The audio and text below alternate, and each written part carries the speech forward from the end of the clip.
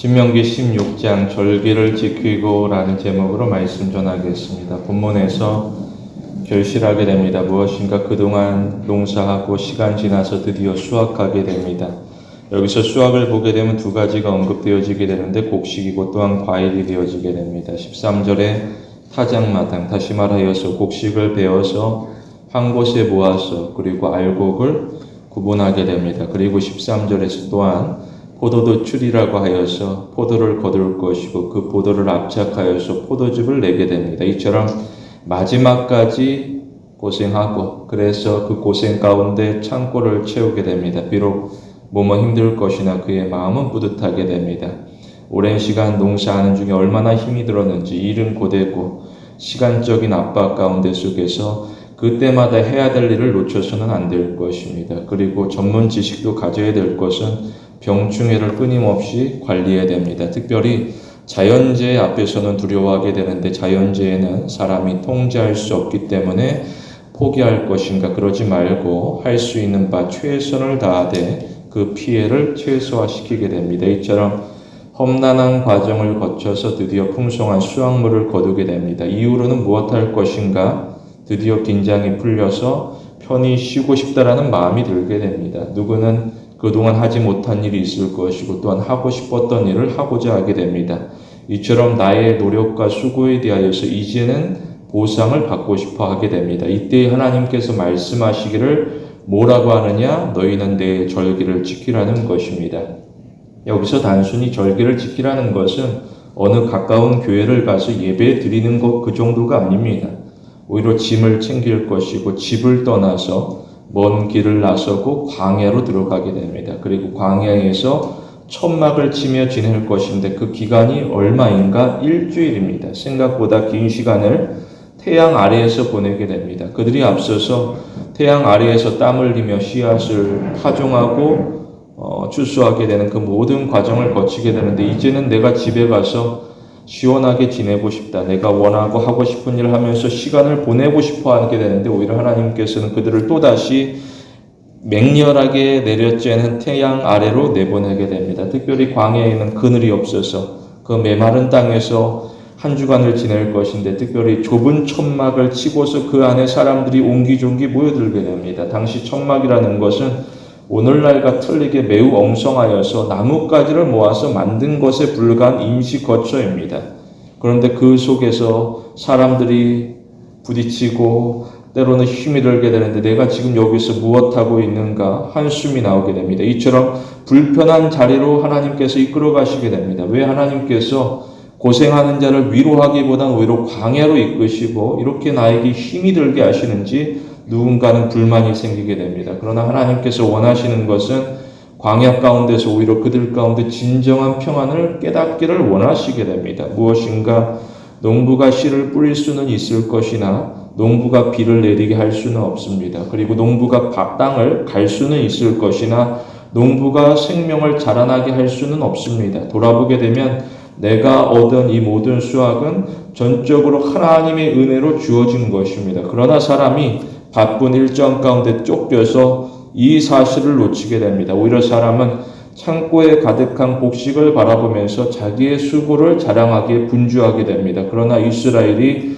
광야로 가게 되면 오직 하나님의 신실하심을 의지할 수밖에 없습니다. 우리 역시도 바쁜 사회에서 살아갑니다. 사람은 저마다 앞을 보며 달려가게 되는데 직장에서 성과를 내어서 내 커리어를 쌓게 되고 또 때로는 청구서를 결제해야 될 것이는데 이러한 중에서도 아껴가면서 재산을 모으게 됩니다. 그야말로 하루하루 정신없이 바쁜 나날을 보내다가 마침내 내가 원하는 목표를 이룬다. 내 창고가 채워진다. 나의 삶 가운데 안전한 망을 구축하였다. 이 목표를 위하여서 쉬지 않고 달리게 되는데 그때 비로소 사람들이 안심하게 되지만 오히려 그때야말로 하나님 앞에 나올 때가 되어지게 됩니다. 이게 바로 누가복음 12장의 비유가 되어지게 됩니다. 어느 사람이 추수한 곡식을 창고에 가득 채우게 되는데 그가 하는 말이 무엇인가? 여러 해 쓸 물건은 내가 이토록 많이 쌓아두었으니 이제 내가 편안히 쉬고 먹고 마시고 즐거워하리라고 말하게 됩니다.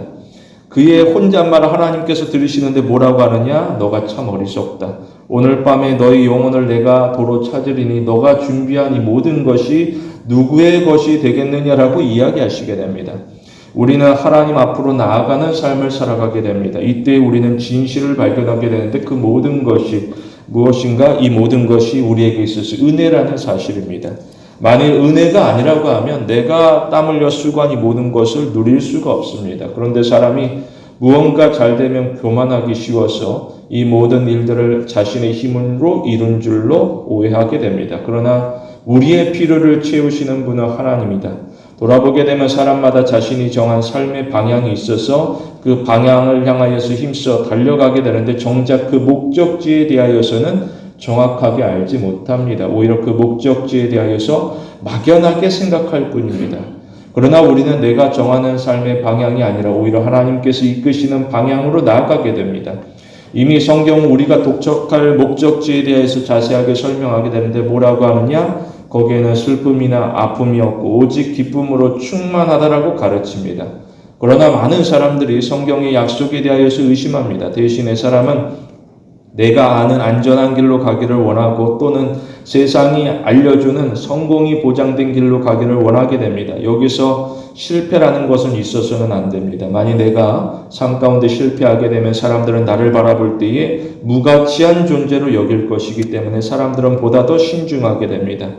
이처럼 사람이라는 것은 나의 가치가 시험대 위에 올려져 있음을 직감하게 됩니다. 과연 세상이 나를 향하여서 가치가 있는 자인지 없는 자인지 알곡인지 가라지인지 끊임없이 평가하는 시선을 느끼게 됩니다.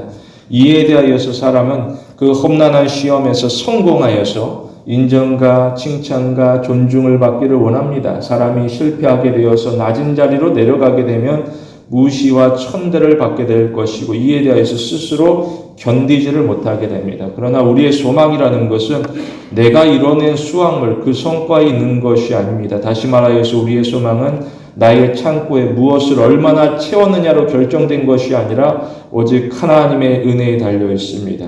하나님은 우리의 올바른 신앙 고백 듣기를 원하시게 됩니다. 하나님께서 우리를 다스리시고 우리가 갈망하는 참된 평안을 성취하시게 됩니다. 비록 이 땅의 삶이 힘들지라도 야곱의 표현처럼 나그네와 같이 험악한 세월 살아가는 그 격동기를 보내게 되는데 고미바다 사람들은 수많은 걱정과 불만을 쏟아내게 됩니다. 그러나 우리는 항상 하나님을 바라보게 되고 우리는 하나님이 나를 다스리고 보호한다는 사실을 기억하게 됩니다. 이로 말미암아서 우리는 세상의 거센 파도를 헤쳐나가게 됩니다.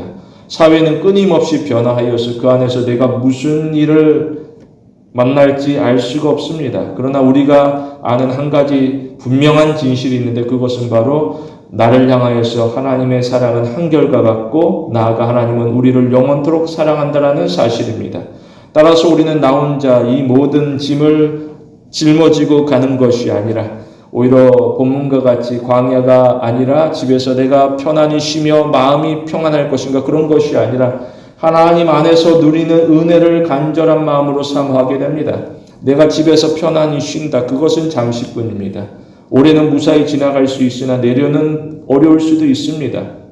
지금 나의 창고가 채워졌다라고 하지만 오히려 내 마음은 더욱더 불안해질 수 있습니다. 그러나 광야로 가서 천막을 치고 하나님을 바라볼 때 오히려 하나님께서 주시는 은혜가 임하게 된다. 그 감격이라는 것은 이루 말할 수 없습니다. 특별히 오래전 이스라엘이 실제로 광야를 지나가게 되는데 그들의 마음 가운데 걱정이 가득하게 됩니다. 그러나 그들의 광야 여정 가운데 속에서 양식이 부족한 적이 없었는데 오히려 하나님께서는 일용할 양식을 더하시게 됩니다. 이처럼 이스라엘은 하나님의 은혜를 날마다 경험함으로 말미암아서 광야를 통과하게 됩니다. 사람이 광야를 앞두고서 아무리 준비를 한다라고 할지라도 완벽할 수가 없습니다. 여기서 중요한 것은 내가 얼마나 준비했느냐 그것이 아니었습니다. 오히려 하나님께서 나를 사랑하시느냐 그리고 하나님의 손에 내가 붙들려 있느냐 하나님의 완전한 공급만이 우리에게 있어서 가장 절대적으로 필요하게 됩니다. 그때에 비로소 광야를 통과하게 됩니다. 때로는 우리가 수고하여 얻어낸 결실이 부족할 수 있을 것이나 하나님께서 은혜를 허락하시면 우리는 견디고 이겨내게 됩니다. 특별히 하나님은 자기 힘으로 준비된 자를 기다리는 것이 아닙니다. 오히려 하나님은 주의 말씀이라면 순종하는 자를 기다리시게 됩니다. 그러나 사람은 종종 하나님의 말씀 받아들이기를 거부하게 되는데, 특별히 사람이 성공한 이후에 자축하려는 마음에 빠지기가 쉽습니다. 그래서 내 방식이 옳다라고 주장하게 되는데, 이에 대해서 누군가 나를 훈계하려고 하게 되면 너는 나를 주제넘게 간섭한다라고 치부하며 외면하게 됩니다. 이러한 경우 하나님의 말씀이 임하는 중에서도 오히려 외면한다. 그에게 있어 그가 이룬 성공은 오히려 다음에 오는 실패의 원인이 되어지게 됩니다. 오히려 우리는 마음을 활짝 열고서 주의 말씀을 받아들이게 되는데, 우리에게 있어서는 수학보다 더 중요한 것이 나의 신앙이 하나님 앞에서 온전한 것인가 점검하는 것입니다. 결국 진리를 실천하는 힘이라는 것은 점검과 결단으로 다져지게 됩니다. 우리는 자신을 살피면서 죄의 길에서 벗어날 것이고 하나님을 바라보며 생명의 길로 나아갑니다. 특별히 이미 우리는 하나님이 주신 은혜를 기억하고 앞으로 하나님이 주실 은혜를 사모하게 됩니다. 그렇다고 하면 우리의 현재의 시간은 불안이 아니라 감사로 채워지게 됩니다. 우리는 나의 삶이 더 이상 나의 손에 달려있지 아니함을 인정하고 오히려 하나님의 손에 달려있음을 고백하면서 하나님 앞으로 나아가게 됩니다. 본문에서 두 가지로 봅니다. 첫째로 우리는 조건이나 상황을 뛰어넘어 하나님을 신뢰합니다. 절기를 지킨다라고 하게 되는데, 여기서 절기라는 것은 그냥 단순한 행사가 아닙니다. 오히려 하나님과의 언약 관계를 기념하며 예배하는 것입니다. 다시 말하여서 하나님은 나를 보호하시기 때문에 내가 평안을 누리게 된다. 이로 말미암아서 내가 즐거워한다. 그래서 14절 끝에 연락하다라는 것을 원어로 보게 되면 즐거워하다라는 것입니다. 특히 여기서 즐거워하다라는 것은 명령이 되어지게 되는데, 이게 무슨 말인가? 내가 즐거워할지 안 할지 내가 선택하는 것이 아닙니다. 오히려 나는 반드시 하나님 말씀 따라서 즐거워해야 될 것입니다. 여기서 즐거워하라는 명령은 조건이나 상황에 맞추어서 느끼는 감정이 아니라 그 조건과 상황을 뛰어넘어서 하나님을 신뢰하는 것을 가리키고 있습니다. 이게 무슨 뜻인가?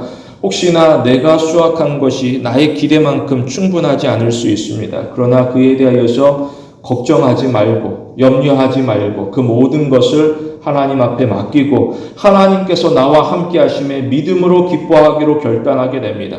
여기서 특별히 기쁨은 혼자서만 독점할 것이 아니라 사랑하는 사람들과 함께 나눌 것인데, 성경에 보게 되면 그 대상이 자세하게 구분되어지게 됩니다. 누구냐? 먼저로서는 나 자신입니다.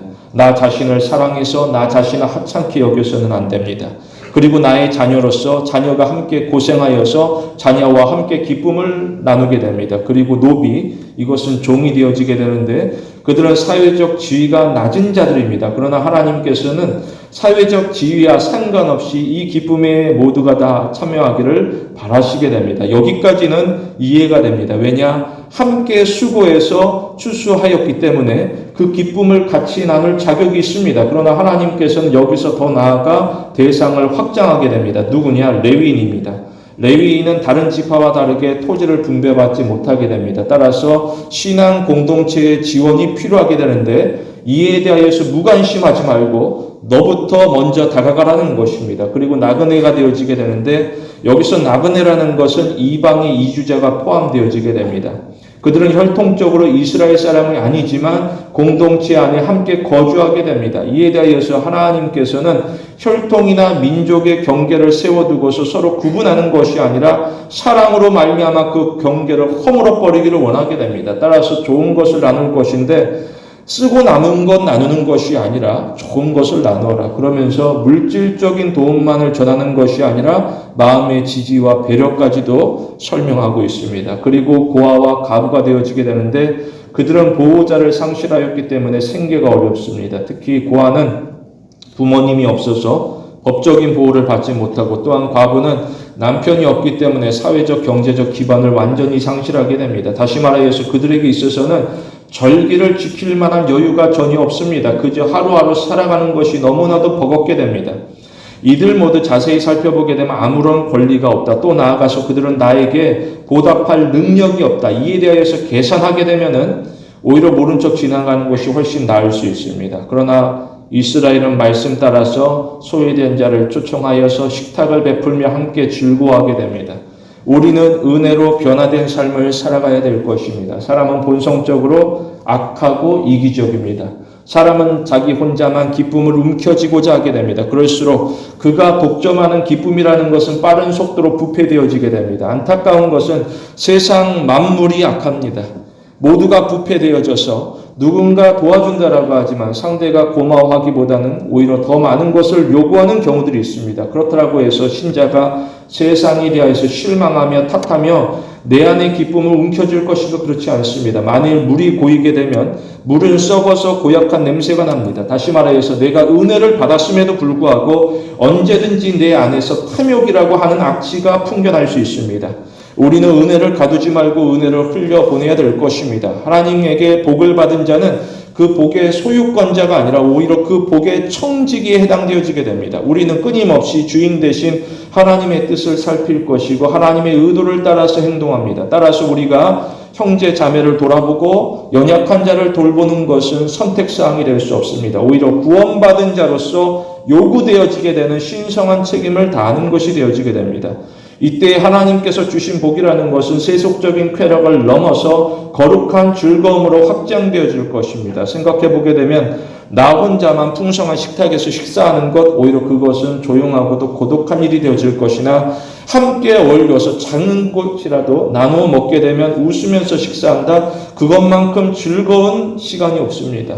특히 14절에 이웃을 돌보라고 하는데 먼 이웃 돌보라는 것이 아닙니다. 오히려 너의 성중에 거주하는 이웃이라고 밝히고 있습니다. 이처럼 이웃은 우리 가까이에 있습니다. 하나님께서는 매일 너희가 다니는 성문 그 안에 너희 눈에 보이는 연약한 자를 돌보라라고 이야기하십니다. 우리가 하나님의 말씀에 복종할 때에 내 안의 이기적인 마음을 극복하게 됩니다. 특별히 14절은 종교와 복음의 차이를 드러내고 있습니다. 무엇인가 종교적 사람들은 어떠하느냐? 내가 여유가 있을 때에 복을 받을 때에만 도와줄 것이고 나에게 여유가 없거나 복을 받지 아니하면 도와주지 않겠다라고 마음속에 결심하게 됩니다. 그에게 있어서 도움이라는 것은 의무사항이고 때로는 마지못해서 하는 것이기 때문에 도와준다라고 하지만 기쁨은 없고 오히려 그 안에서 불만이 쌓여가게 됩니다. 내가 왜 도와줘야 되는지 알 수가 없다라는 것입니다. 그러면서 자기 안에 비어지는 마음 가운데 비어진 창고 가운데 끊임없이 무언가를 채워 넣겠다라고 하게 되는데 그게 무엇인가? 자기의 의를 과시함으로써 사람들의 박수와 칭찬을 채워 넣기를 원하게 됩니다. 이러한 모습들이 바리새인과 같아서 그들이 사회에서 선한 일을 한다라고 하지만 실상은 내가 선한 사람이라고 선전하는 것으로서 하나님께서 바라보실 때 오히려 그들은 윗선으로 가득하다라고 하면서 꾸짖음을 받게 됩니다.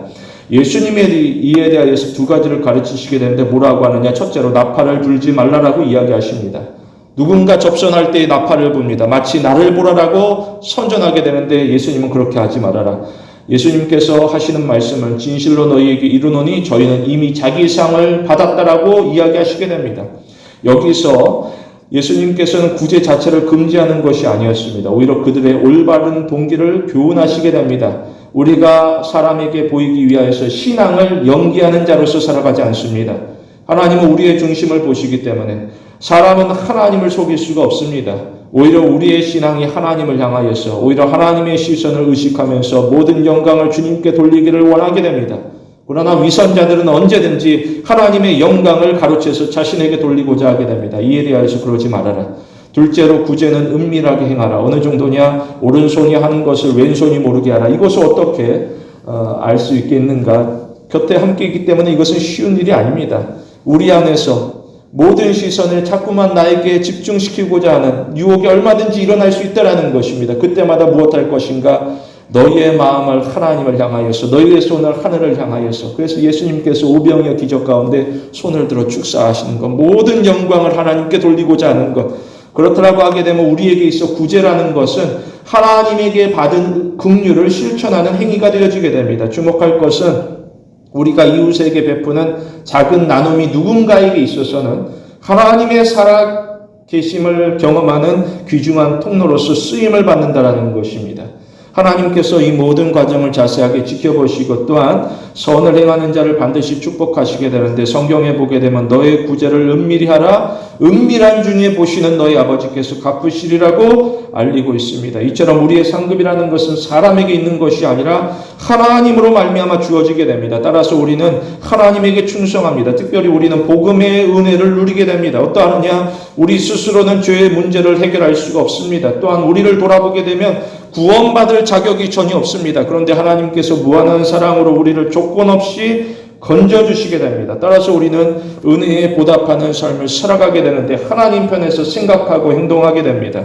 우리는 더 이상 새 것만을 고집하고 집착하는 중독에서 벗어납니다. 오히려 우리는 복음 안에서 주어지는 작정된 은혜를 갈망하게 됩니다. 그렇다고 하게 되면 우리는 세상에서 뒤지지 않으려고 하는 경쟁심을 내려놓게 되고 오히려 변하지 않는 진리 가운데 순종하기를 힘쓰게 됩니다. 이로 말미암아서 우리는 나를 창조하신 창조주 하나님의 기대를 실망하지 아니하게 됩니다. 성경에 보게 되면 하나님께서 하시는 말씀은 이 백성은 나를 위하여 지었다라고 이야기하시게 됩니다. 우리는 단순히 교회에 출석하는 것으로 안주하지 않습니다. 오히려 우리는 하나님이 나의 주신 되신다는 이 사실을 우리의 삶을 통하여서 확증하고 전파해야 될 것입니다. 둘째로 우리는 복의 근원이 되시는 하나님으로 기뻐하게 됩니다. 오늘 이렇게 말씀을 보게 되면 질문하고 있는데 그게 무엇인가 사람이 자신에 대하여서 질문하게 됩니다. 어떠하느냐? 과연 나를 짓누르는 불안이 무엇인가? 그리고 무엇으로 나는 창고를 채우려고 하는가? 특별히 나는 무엇을 근거로 기뻐하고 있느냐입니다. 돌아보게 되면 풍성한 곡식도 시간이 지나가게 되면 문드러지게 되고 썩게 됩니다. 줄어들게 되고 내가 이룬 성공 역시도 한때로서 지나갈 수 있습니다. 그러나 나를 향한 하나님의 사랑은 영원하다는 것을 강조하고 있습니다. 따라서 우리가 기쁨을 수확한 곡식에 둔다라고 하게 되면 그 곡식이 보이지 아니할 때에 넘어질 수 있습니다. 그리고 내가 나의 기쁨을 내가 소원하는 성공에 둔다라고 하게 되면 실패했을 때에 한없이 무너지게 됩니다. 그러나 우리는 기쁨을 하나님께 둠으로써 어떠한 상황에서도 흔들리지 아니하는 기쁨을 누리게 됩니다. 이처럼 우리의 기쁨이라고 하는 것은 썩어 없어지는 재물에 달려있는 것도 아니고 나의 가변적인 감정으로서 요동치는 것도 아니고 오히려 우리의 기쁨은 나를 향한 하나님의 약속으로서 든든히 세워지게 됩니다. 따라서 본문에 수학이 끝났다라고 쉬는 것이 아니라 거기서부터 예배가 시작되어지게 됩니다. 과연 이게 무슨 말인가? 사람의 수고는 하나님의 은혜 아래에서 마침표를 찍어야 됩니다. 여기서 예배에 대한 태도는 현재 감정적인 표출로만 끝나는 것이 아니라 이전이나 오늘 그리고 앞으로도 변함없는 하나님의 공급하심에 대한 감사와 신뢰가 되어지게 됩니다. 따라서 예배라는 것은 무엇인가? 예배는 하나님의 약속을 중심으로 하여서 과거를 돌아봄으로써 오히려 미래를 내다보는 것입니다. 예를 들어서 성찬식에서 우리는 과거 주님의 희생을 기억하면서 동시에 장차 임할 영광스러운 천국잔치를 소망 중에 바라보게 됩니다. 하나님은 우리에 대하여서 신실합니다. 따라서 은혜라는 것은 과거로만 그치는 것이 아니라 약속하신 대로 풍성하게 임하게 됩니다. 우리는 하나님의 은혜에 목이 마르게 됩니다. 우리는 모든 복의 근원이 되시는 하나님을 인정하며 경외할 것인데 우리에게 있어 하나님께서 부어주시는 기쁨이라는 것은 단순 몇 사람, 개인이나 특정 계층으로 한정되지 않습니다. 오히려 하나님이 주시는 기쁨은 공동체 전체로 확산되어지게 되는데 이로써 우리는 모든 나라와 민족이 함께 누릴 하나님 나라의 잔치를 바라보게 됩니다. 그날이 되게 되면 하나님께서는 인종과 사회적 장벽을 완전히 허물어 버리시고 우리를 하나님 안에서 한 가족으로 부르시게 됩니다. 그래서 15절에 하나님이 너의 모든 소출과 너의 손으로 행한 모든 일에 복을 주실 것이라고 선언하고 있습니다. 너라고 하고 있어서 언제든지 하나님을 경외하고자 나오는 자 한 사람도 예외하지 아니하고 그 모든 사람들에게 내가 복을 줄 것이다. 여기서 복을 주셨다가 아닙니다. 복을 주실 것이다를 강조하고 있는데 이 단어는 미완료형으로서 계속되는 축복을 암시하고 있습니다. 이것이 바로 우리를 향한 하나님의 계획이 되어지게 되는데 무엇인가? 하나님은 우리의 헌신 위에 복을 주실 것이고 또 나아가서 하나님께서는 아직 거두지 아니한 미래의 속주까지도 복 주실 것을 계획하고 있습니다. 우리의 삶의 주제라는 것은 내가 아니라 하나님 되심을 나타내고 있습니다. 하나님이 우리의 과거를 책임지시고 현재에 공급하시며 나아가 아직 오지 않은 미래까지도 복 주실 것을 약속하시게 되는데 이처럼 하나님께서 우리를 강하게 붙드시는데 우리가 염려하고 걱정할 이유가 무엇일까? 오히려 15절에서 우리는 온전히 즐거워하게 됩니다. 여기서 온전히 기뻐한다, 즐거워한다라는 것은 부분적이거나 일시적인 기쁨이 아니라 오히려 삶의 모든 영역을 아우르는 하나님의 충만함과 관련되어지게 됩니다. 이는 곧 시편 16편에서 주 앞에서의 기쁨과 이어지게 되는데, 시편 16편에서 주께서 생명의 길을 나에게 보이심으로 주의 앞에는 충만한 기쁨이 있다라고 알리고 있습니다. 우리가 하나님 앞에 나아갈 때에 충만한 기쁨이 우리 가운데 임하게 됩니다. 따라서 우리는 예배와 삶이 일치되도록 노력할 것입니다. 무엇인가? 우리는 주일의 예배뿐만 아니라 일상의 모든 순간에서 먹든지 마시든지 무엇을 하든지 주님을 위하여서 행하게 됩니다. 이로써 우리는 나를 주관하시는 하나님의 인자하심을 찬양하게 되고, 장차 새하늘과 새 땅에서 누릴 영원한 안식을 세상 가운데 증거하게 됩니다. 하나님은 선하셔서 여기까지 인도하셨고, 이뿐만 아니라 미래의 영원한 안식까지도 보장하시게 됩니다. 따라서 우리가 오늘 광야를 걷는다라고 해서 그것은 길을 잃어버리는 것이 아니라 오히려 하나님께서 나를 인도하신다라는 은혜가 되어지게 됩니다. 유의할 것은 사람에게 있어서는 고질적인 질병이 있습니다. 그게 무엇인가? 건망증입니다. 만일 내가 조금만 배부르고 삶이 편안하다, 그렇다라고 하게 되면 얼마 전까지 광야에서 양식이 물이 없어 비참하게 죽어가던 존재라는 사실을 잊어버리게 됩니다. 대신에 사람은 내 손에 쥐어진 그 얼마 안 되는 소출에 대하여서 하나님이 베푸신 은혜라고 말하기보다 나의 힘으로 얻어낸 소유라고 거드름을 피우기가 쉽습니다. 오히려 이때야말로 훈련과 연단이 필요한 시기로서 우리는 현재 나의 마음이 어떠한지를 주의 깊게 살펴보게 됩니다. 생각해보게 되면 사람은 보는 것에 너무나도 약합니다. 눈앞에 금은보화를 보게 되면 마음이 빼앗기기가 쉽습니다. 그러나 우리는 무엇과도 비교할 수 없는 존귀하신 하나님을 따라가는 자로서 내 지식, 내 경험, 내 재산이라고 하는 가짜 장막에서 걸어 나와야 될 것입니다. 그리고 나의 모든 결핍을 친히 채우시는 전능자의 진짜 장막 안으로 들어갈 것인데, 과연 하나님의 일하심이라는 것은 어떠하느냐? 이사야에 보게 되면 하나님께서는 보라, 내가 새 일을 행하리니 이제 나타낼 것이라고 이야기하시게 됩니다. 그러면서 하나님은 내가 반드시 광야에서 길을, 사망에서 강을 내리라고 이야기하십니다. 그러면서 내 백성, 내가 택한 자에게 마시게 할 것이라고 이야기하시게 됩니다. 이처럼 사람이 도무지 살 수 없는 힘든 광야, 사막에서도 하나님께서 함께하며 살 길이 열리게 되는데, 바로 하나님의 열심이야말로 우리 앞에 길을 만들고 생명수를 공급하게 됩니다. 우리는 하나님이 나의 유일한 소망 되심을 고백하게 됩니다. 그러면서 우리는 하나님께서 행하시는 새 일을 보아야 될 것입니다. 우리는 하나님도 별 수 없다라고 하는 세속적인 유혹에 속지 말고 하나님께서 주시는 영화로운 약속을 붙들게 되는데, 여기서 세속적인 유혹이라는 것을 우리를 도무지 만족시킬 수 없습니다. 오히려 세속적인 유혹은 우리를 철저히 망가뜨릴 뿐입니다. 그러나 하나님의 약속은 우리를 만족시킬 뿐만 아니라 우리를 성장케 하게 되는데, 하나님은 우리를 진정한 그리스도인으로 세워가기를 원하시게 됩니다. 유의할 것은 하나님 안에서 우리의 신앙이 성장하는 것은 한순간에 이루어지는 것이 아니라 마치 농사가 오랜 시간 걸리듯이 하나님께서 우리로 하여금 자라나게 하시는 것, 그 기나긴 과정을 거쳐가게 되면서 우리의 믿음이 점점 여물어지고 단단해지게 됩니다. 그래서 어떠한 일을 닥쳐도 만나도 균열이 쉽게 일어나지 아니하게 되는, 오히려 어려운 순간 가운데 속에서 인내하며 헤쳐나가는 힘이 되어지게 됩니다. 우리를 향한 하나님의 계획은 수정된 적이 없습니다. 하나님은 우리를 약속된 목적지로 이끌어 가시게 되는데, 우리가 내가 바라는 삶의 속도가 아니다, 좀 너무 느리다, 다른 사람과 비교해서 아직 좀 부족하다, 여기에 대해서 불안해하지 말고 오히려 광야에서도 나를 건지시는 하나님을 바라보게 되고 나의 한 걸음 한 걸음을 하나님께 맡기게 됩니다. 그러면 하나님께서 선한 목자이심으로 우리를 가장 좋은 곳으로 채워주시게 됩니다. 우리가 분명 문명이 발달한 사회에서 살아가면서 할 일도 많고 하고 싶은 일도 많아서 여기저기서 나를 유혹하게 됩니다. 그러나 우리가 가야 할 길은 십자가 앞으로서 십자가 앞에 이르렀을 때 진짜 기쁨의 근원을 찾아내게 됩니다. 특히 우리는 하나님 안에서만 온전한 기쁨을 발견하게 될 것인데, 우리는 우리의 삶의 유일한 공급자를 기억해야 될 것입니다. 우리의 번영이라는 것은 교만이 아니라 거룩한 감사로 채워져야 됩니다. 우리는 하나님에 대하여서 더 많이 배우기를 힘쓰고 또 나아가서 내가 하나님 앞에서 누구인지를 정직하게 돌아봅니다. 이로써 우리는 나에게 주어진 삶 가운데 올바른 일을 행할 지식을 얻게 됩니다.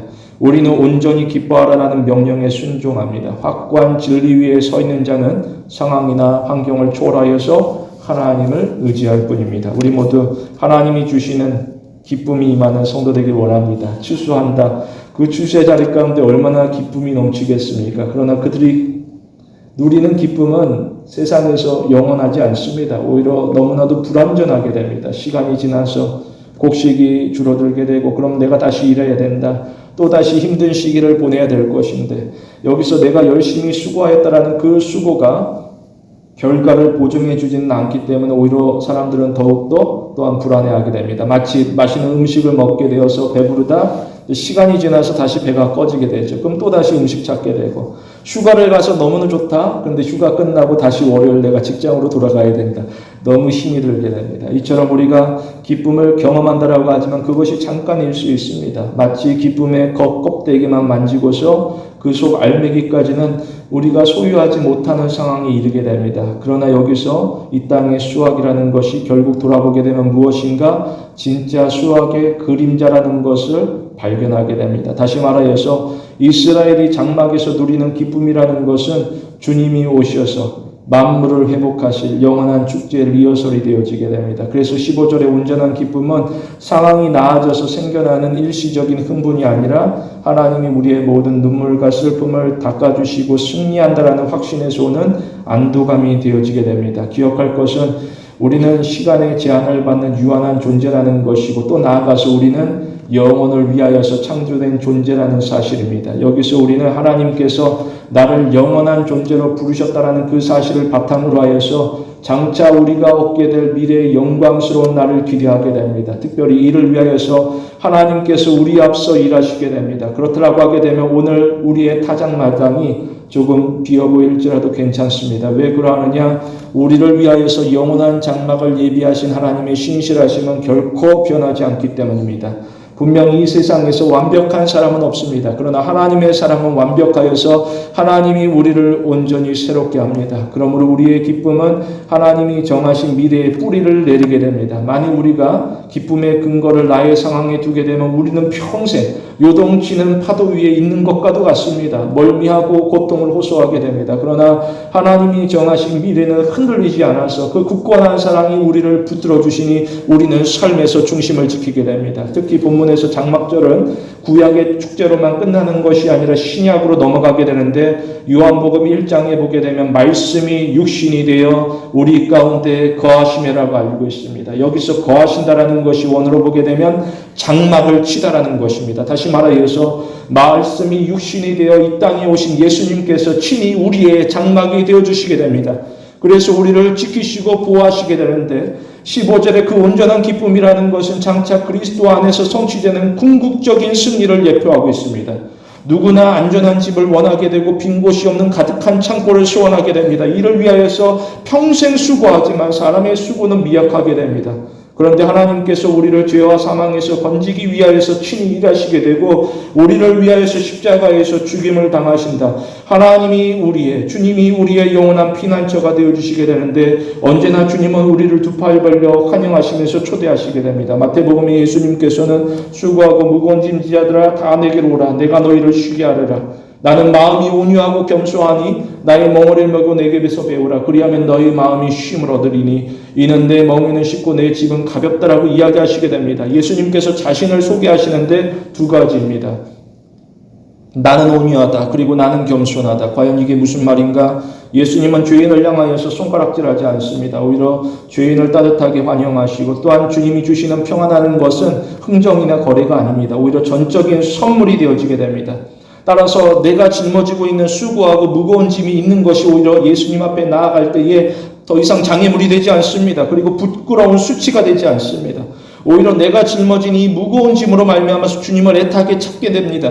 이에 예수님께서는 내 멍에는 가볍다라고 이야기하시면서 나의 짐을 대신지라고 이야기하시게 되는데 이에 대하여서 누구는 크게 걱정합니다. 왜냐? 하나님에게 있어서 천년은 하루 같아서 하나님에게는 비록 가벼울지라도 나에게는 무거우면 어떡할까? 그런데 어느 성경학자가 이 부분을 이렇게 설명하게 됩니다. 뭐라고 하느냐? 주님의 짐은 구명조끼와도 같다라고 표현하게 됩니다.